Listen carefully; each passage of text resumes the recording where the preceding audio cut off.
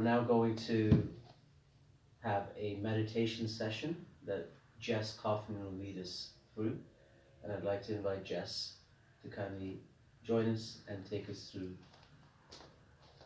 a mindfulness session. Okay. Well, you said, I'm going to guide you through meditation, and then you said, so I'm inviting Jess for a mindfulness session. So I'm compelled now to talk about the difference between meditation and mindfulness so that my student Ranjit can get it nice and clear.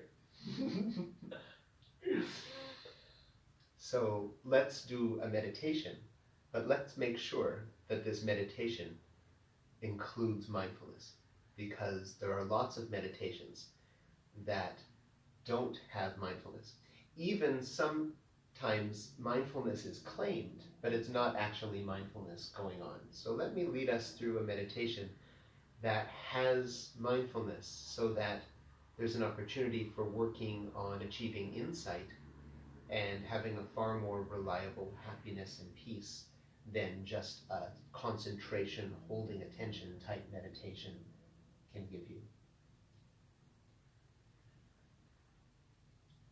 So sit comfortably. You don't have to sit cross-legged, but you should sit in a way that you're not going to get too dreamy, right? So you don't want your head down like this, which can cause dreaminess. You don't want your head too far back, because then you can start falling asleep.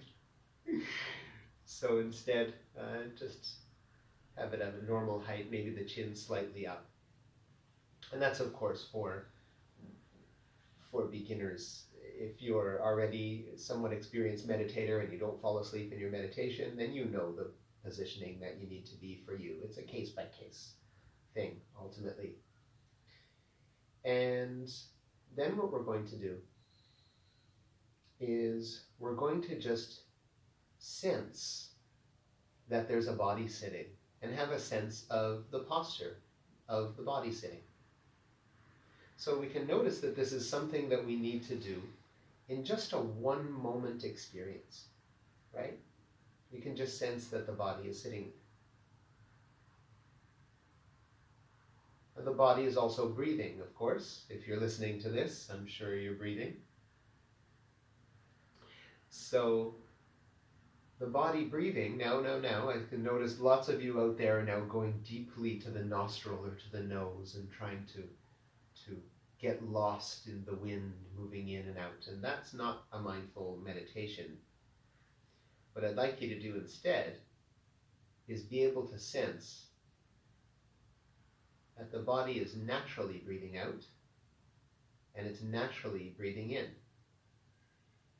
And we don't have to sense that at the nose. We don't have to feel the wind even.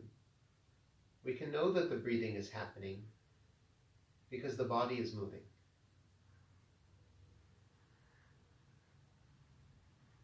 We might be able to notice that there is, on the out-breath, there is a contraction of the body. The shoulders go down, the chest goes in, the abdomen goes in. And on the in-breath, there is an expansion. The shoulders move up slightly, the chest and abdomen move out.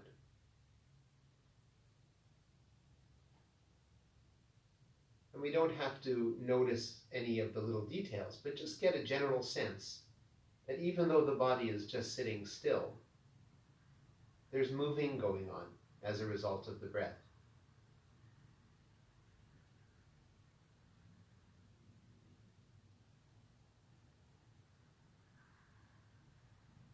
Now, if you're a meditator already that likes to be in the air, in the wind of the breath that's moving in and moving down, instead, what you can do is you can still notice the movement of the breath going in and out rather than the body moving.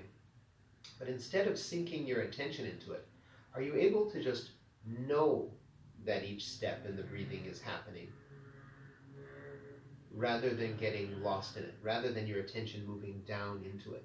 Can you instead just be a knower that the breath is moving in, the breath is moving in, The breath is moving out. The breath is moving out. And don't make a rhythm of it. Let it move naturally. And just be the one that is aware that there is the contraction of the body, the expansion of the body, or the breathing is moving out, the breathing is moving in.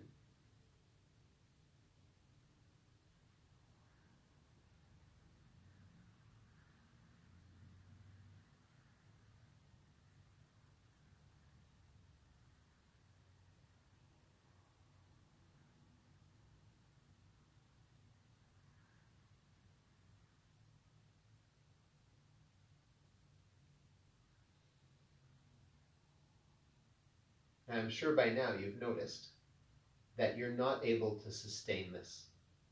And that's quite right. So you might think that, oh, my concentration is bad, or I'm no good at this because my mind keeps wandering off, or I keep forgetting about the practice. Actually, there's nothing wrong with that at all, and that is completely naturally what is happening. Remember that we're letting the body be totally natural by letting it breathe as it normally does, and just observing the breath is moving in, the breath is moving out. Similarly, we let the mind do what it does naturally as well. We're not looking to interfere with it, but instead, we become mindful that the attention has left the body breathing and has instead went into thought. So we pay attention to the body breathing, we reintroduce the body breathing, and notice it's breathing out, it's breathing in, and then of course our attention is going to move away from that, often very quickly, to just, am I doing this right? Yep, I think I am. Maybe I'll say breathing out, breathing in, whatever it might move to. We can notice that when the mind moves away from the body breathing, that it isn't aware of the body breathing. There are gaps, small gaps in our attention on the body. We can call that the mind got lost in thought. The most valuable mindful moments are when the mind gets lost in thought and then we become aware that it has. And we reintroduce the fact that the body is breathing. It's already sitting there breathing. We just become the knower of that again.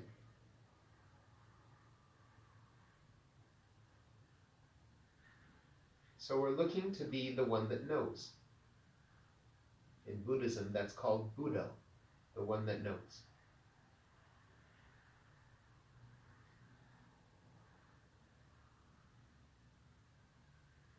Breathing in, we know so. Breathing out, we know so. The mind gets lost in thought, whether it be for just a moment or perhaps a whole minute. Then we come to. We know so. The mind was lost. And then breathing out, we know so. Breathing in, we know so. Automatically, we'll know if the breathing is short or long.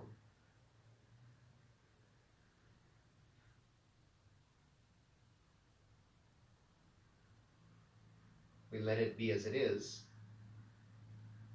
and we just observe what happens with both the body and the mind.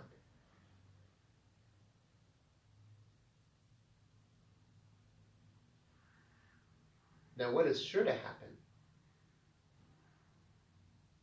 is that we'll think that being off in thought too long is bad, and therefore we'll start holding focus, applying effort, creating tension, trying to stay with the movement of the breath, or the movement of the body breathing. We can call that holding or over-focusing.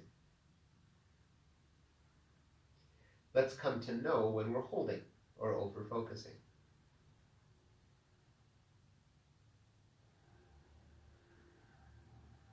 Do we stop that or do anything about it? Let it be as it is. Just know there is holding.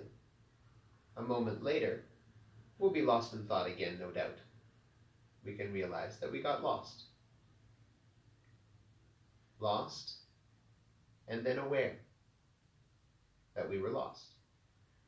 Holding, then aware that we're holding.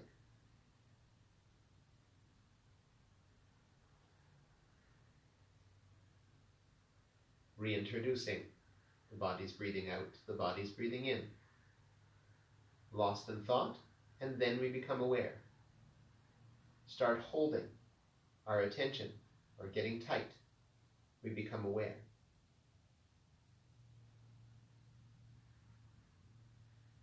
If we continue this practice, slowly but surely, the skill that arises by this practice of mindful of holding and being aware, and mindful of the breath rather than sinking into the breath to try to hold a state of comfort or concentration. What happens is we start to become an observer, or the ability to be a knower emerges. This is the type of concentration that is called correct samadhi. This is the middle way that the Buddha teaches between holding or self-control and being lost in the delusion and lost following the defilements, thinking about this and that and getting happy, getting upset. When the attention moves in one way, we know so. When the attention moves the other way, we know so.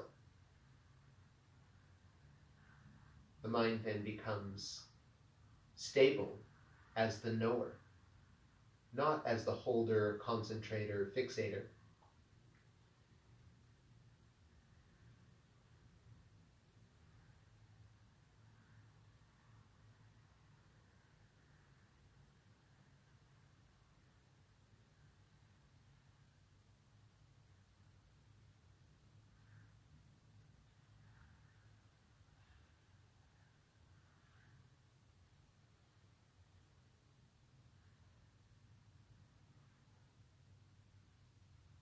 What happens then is when we get lost in thought for long enough, it's very likely that impurities or defilements of mind will arise. Like we'll think something and get upset or get angry. We'll think something and get greedy and want, oh, I want to stop this meditation and do something else. We'll get greedy, or craving arises. These impure states that cause us suffering will arise. So then we have the mindfulness to become aware when one of these states has arisen. And we don't fight it. We don't try to change it. We just know things as they are.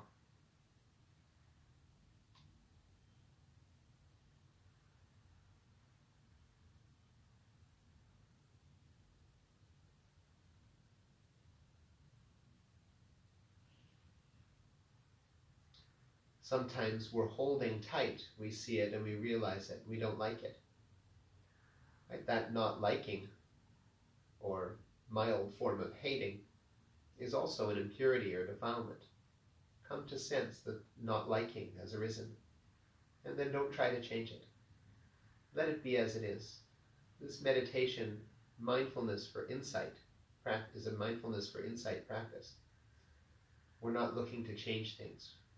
We're looking to learn and see things as they are. And when we do, we'll start to see the impermanent and non-self nature of whatever it is that we are mindful of, whatever phenomenon occurs of body and mind.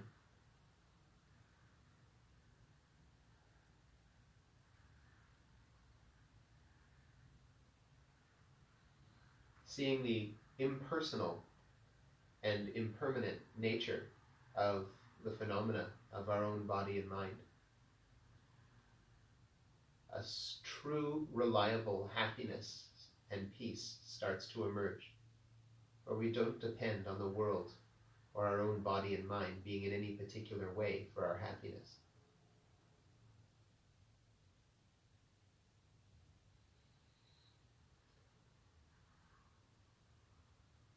So let's learn to become correctly mindful, allowing the body and mind to be as they are, and following that up with an awareness that it is so from moment to moment.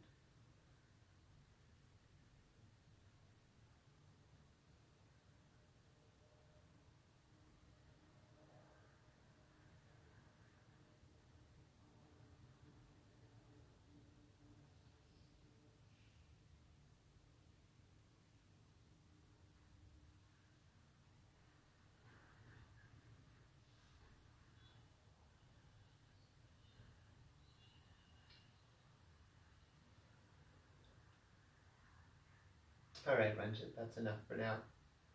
Thank you everyone for joining today.